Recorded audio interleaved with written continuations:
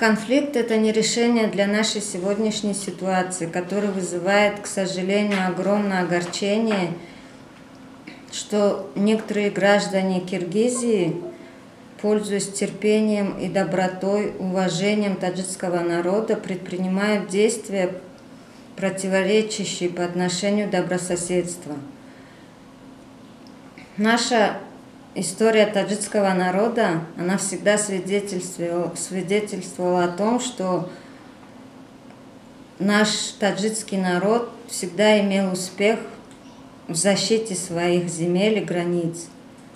И поэтому сегодня нет никаких сомнений, что они тоже отстаивают свою любимую землю Таджикистана. Я верю, что нет никакого повода для этих конфликтов. И поэтому наши молодые люди, они должны прислушиваться к словам главы государства и выполнять его все указания. Я верю, что наше правительство Таджикистана будет предпринимать все меры для защиты своих границ и земель и для процветания и мира нашей страны.